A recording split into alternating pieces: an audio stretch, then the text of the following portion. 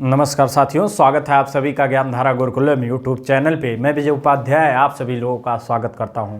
साथियों, आज का यह वीडियो केंद्रीय बजट 2023 पर है, जहां हम बजट से संबंधित महत्वपूर्ण संवैधानिक प्रावधानों और साथ ही साथ यहां यह भी समझेंगे कि बजट 2023 में कुछ जो प्रावधान महत्वपूर्ण प्रावधान हैं उसको भी समझेंगे। आशा करते हैं आपको ये वीडियो पसंद आएगा। पसंद आने पे लाइक और शेयर करना बिल्कुल ना भूलें। जो लोग चैनल पे नए हैं चैनल को सब्सक्राइब अवश्य करें, वीडियो को शेयर बराबर करते रहें।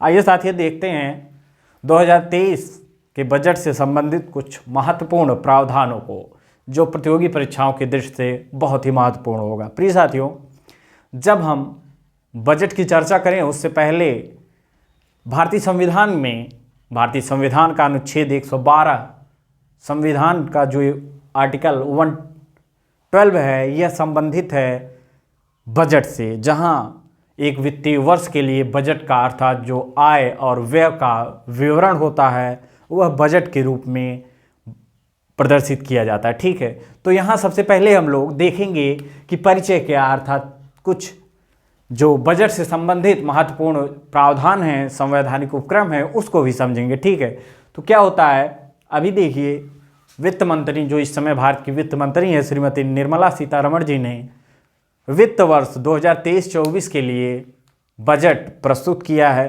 तो उससे संबंधित महत्वपूर्ण तथ्यों को हम देखें तो सबसे पहले हम संवैधानिक प्रावधान को देखेंगे कि भारतीय संविधान का अनुच्छेद 112 बजट से संबंधित है। यहाँ बजट से संबंधित कुछ महत्वपूर्ण प्रावधान होते हैं। चूँकि अनुच्छेद 112 में यह लिखित है क्या कि एक वर्ष के लिए एक केंद्रीय बजट होगा, अर्थात जो भारतीय सरकार का आय और व्यय का विवरण होगा वह बजट के रूप में प्रस्तुत किया जाएगा संसद में। ठीक है, उसके बाद और यह जो ये रिपोर्ट होती है, जो बजट की रिपोर्ट होती है, यह एक वित्तीय वर्ष के लिए होती है। और वित्तीय वर्ष कब से? 1 अप्रैल से 31 मार्च तक का होता है। 1 अप्रैल से 31 मार्च तक का जो समय होता है एक साल का, यह होता है वित्तीय वर्ष। और भारतीय संविधान में बजट का वर्णन आर्टिकल 112 के में है। ठीक है, और साथ ही साथ जो भारतीय सरकार का वार्षिक, इसे हम क्या कहेंगे, वार्षिक वित्तीय विवरण अर्थात एनुअल फाइनेंशियल स्टेटमेंट, यह 1 वर्ष के लिए प्रस्तुत की जाती है संसद में। ठीक है, क्या जो बजट होता है 1 वर्ष के लिए प्रस्तुत किया जाता है संसद में। ठीक है, और हम लोगों ने अब तक देखा कि भारतीय संविधान का अनुच्छेद 112 बजट से संबंधित है। ठीक है, उसके बाद हम लोगों ने देखे क्या वार्षिक वित्तीय विवरण प्रस्तुत किया जाता है, जिसे बजट के रूप में हम लोग जानते हैं। ठीक है, अब देखिए जो यह एक वित्तीय वर्ष में सरकार की अनुमानित प्राप्तियों और व्यय का जो विवरण होता है वही होता है बजट। तो हम लोगों ने एक जनरली समझा कि बजट वास्तव में होता क्या है और संविधान में इसका क्या प्रावधान किया गया। ठीक है, अब आते हैं हम लोग देखते हैं, चूंकि इस बजट में कुछ महत्वपूर्ण प्रावधान सम्मिलित होते हैं। तो सबसे पहले राजस्व और पूंजी जो प्राप्तियों का अनुमान लगाया जाता है इसी बजट में, अर्थात बजट में जो राजस्व और पूंजी प्राप्तियों का अनुमान लगाया जाता है, कहाँ? बजट में। ठीक है, आपको याद रखना है, राजस्व और जो जितनी पूंजियाँ प्राप्त होती हैं भारतीय सरकार को, उसका अनुमान लगाया जाता है बजट में। ठीक है, उसके बाद अब हम लोग देखते हैं राजस्व बढ़ाने के तरीकों का भी वर्णन किया जाता है, अर्थात राजस्व कैसे बढ़ाया जा सकता है उसका भी वर्णन बजट में होता है। ठीक है, उसके बाद व्यय का अनुमान लगाया जाता है, अर्थात कितना व्यय एक वित्तीय वर्ष में हो सकेगा या होता है, उसका वर्णन भी बजट में किया जाता है। ठीक है, इसके बाद देखते हैं अब की बार जो संसद में बजट प्रस्तुत किया गया है। चूँकि बजट प्रस्तुत करने के 6 चरण होते हैं, वह कौन कौन से? तो सबसे पहले बजट की प्रस्तुति होती है। ठीक है, संसद में बजट 6 चरणों से गुजरता है। वह 6 चरण कौन कौन से हैं इसको भी हम लोग याद कर सकते हैं। पहला चरण है बजट की प्रस्तुति, अर्थात संसद में बजट को प्रस्तुत किया जाता है। ठीक है, उसके बाद दूसरा है आम चर्चा। इस पे बजट पे चर्चा का एक क्रम चलता है, यह होती है आम चर्चा। उसके बाद विभागीय समितियों द्वारा जांच की जाती है किसकी, जो बजट प्रस्तुत किया जाता है उसकी जांच की जाती है विभागीय समितियों द्वारा, ठीक है। उसके बाद अनुदान मांगों पर मतदान किया जाता है, अर्थात जो बजट में अनुदान मांगे होती हैं उस पर मतदान भी होता है, ठीक है। इसके बाद विनियोग विधेयक पारित करना भी होता है बजट के दौरान, और उसके बाद वित्त विधेयक पारित करना होता है बजट के दौरान। तो यह 6 चरण होते हैं किसी भी बजट को पारित करने के लिए, ठीक है।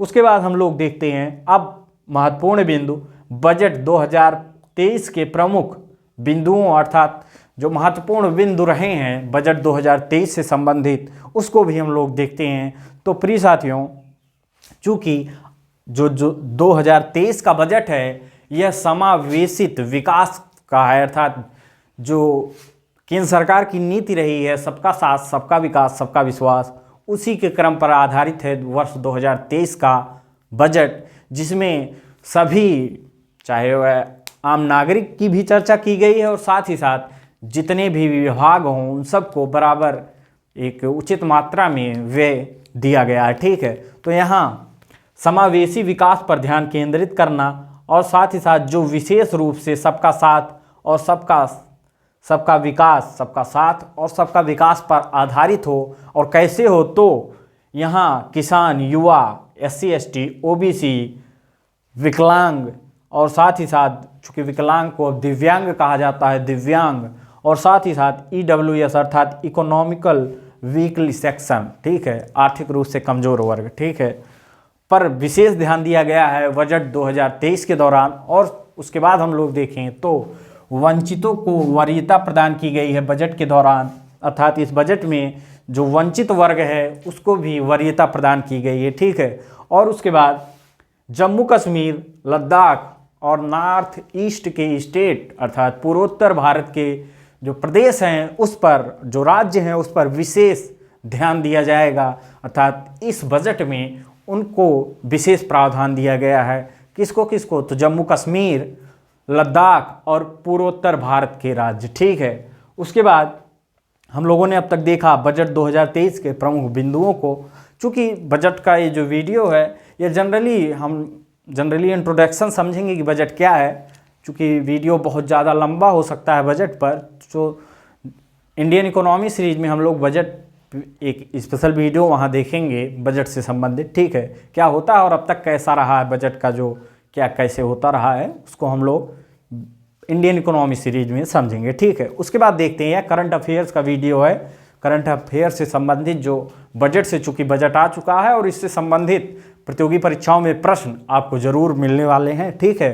तो उसके बाद हम लोग देखते हैं, अब हम लोग अगले क्रम में देखेंगे उपलब्धियाँ, अर्थात जो बजट प्रस्तुत हुआ है इसकी कुछ महत्वपूर्ण उपलब्धियों को देखें। तो नई आयकर व्यवस्था लाई गई है, इसके अर्थात बजट 2023 में नई आयकर व्यवस्था लाई गई है। उस कैसे आई है, तो उसमें बदलाव हुआ है, छूट सीमा अर्थात आय की जो एक सीमा निर्धारित है आयकर देने के लिए उसमें छूट की गई, और साथ ही साथ टैक्स स्लैब में भी बदलाव हुआ है।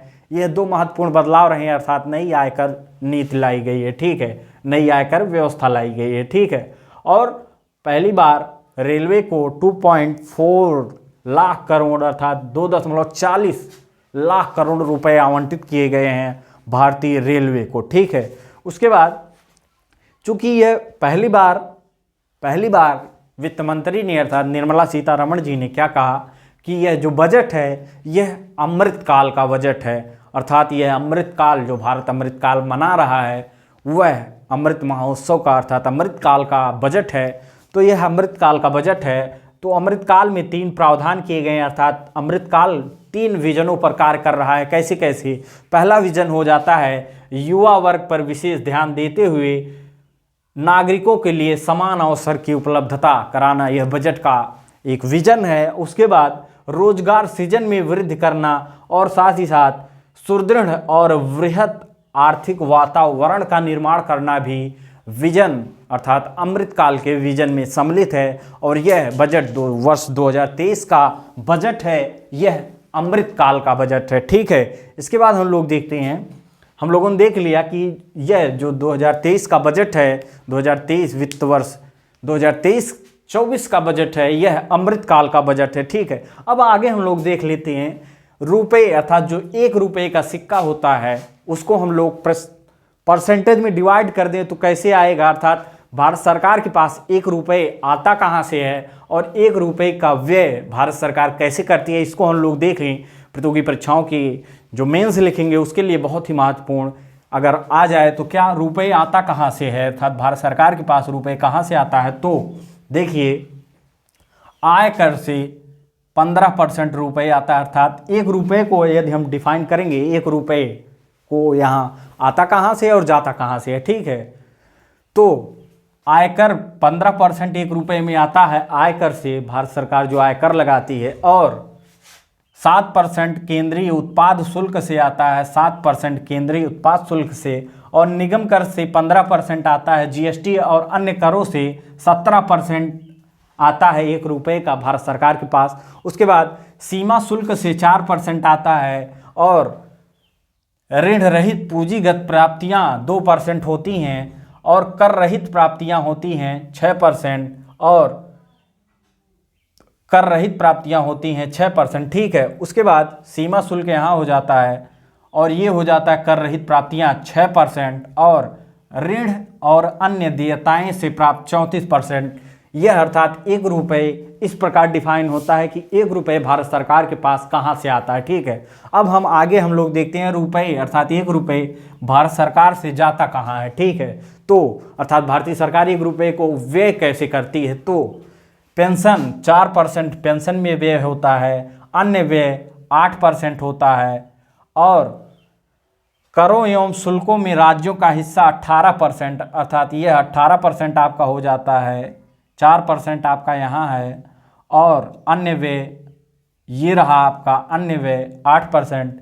करों एवं शुल्कों में राज्यों का हिस्सा 18%, वित्त आयोग और अन्य अंतरण 9%, यह रहा आपका इतना व्यय यहाँ होता है। और केंद्रीय क्षेत्र की योजनाओं में व्यय होता है 17% भारतीय सरकार का, अर्थात 1 रुपये का व्यय यहाँ होता है केंद्रीय क्षेत्र की योजनाओं में 17%, और रक्षा में 8% का व्यय करती है भारतीय सरकार 1 रुपये का, और सब्सिडी 7% व्यय होता है, केंद्रीय योजनाओं में 9% व्यय होता है, और ब्याज भुगतान में 20% का व्यय होता है। अर्थात हम लोगों ने प्रिय साथियों पहले देखा कि 1 रुपये अर्थात 1 रुपये का जो सिक्का है वह भारतीय सरकार के पास कहाँ आता है, तो परसेंटेज में हम लोगों ने देखा कहाँ कहाँ से आता है। उसके बाद रुपये अर्थात 1 रुपये भारतीय सरकार व्यय कहाँ कहाँ करती है, तो वह हम लोगों ने यहाँ देखा। प्रिय साथियों, हम लोगों ने एक बजट को अर्थात 2023 के जो बजट है